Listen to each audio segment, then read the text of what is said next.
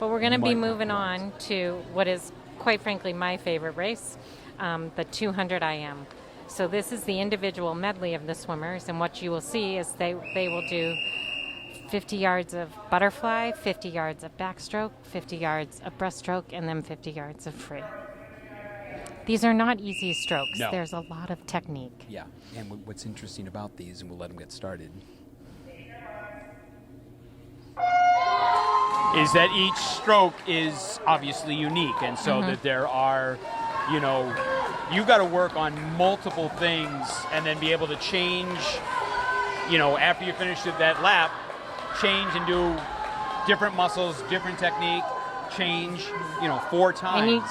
And to start off with the butterfly, which to me is just, that looks like absolute torture. It's a difficult stroke, but when you're good at it, as it appears that Sydney in lane 4 is, it looks beautiful. I see Maddie over in lane 2, Maddie, and then Scarlett. Oh, excuse me, I'm sorry, I was reading the free.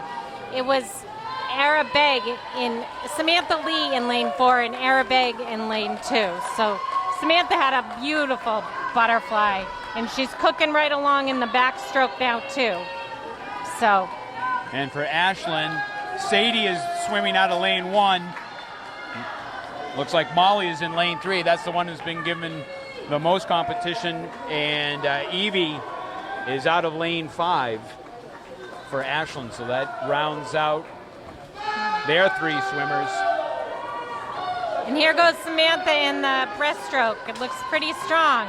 This people look at and think it's not that hard. But I will tell you that in all my years of swimming and watching swimming, I still do not know how to do this stroke without getting disqualified. There's a special kick. There's a special pull. You have to breathe. And as you can see, the Ashland swimmer definitely. Yeah, Molly has really closed that gap and is now extended to about a length. But this is why I love this race, because now it's freestyle. And in freestyle, it's anybody's game. Especially a close one like this. But again, it's endurance. This is a lot on your body to do all of these. But it sure looks like this is going to be a great finish. Samantha is catching up a little bit. They just touched almost identically.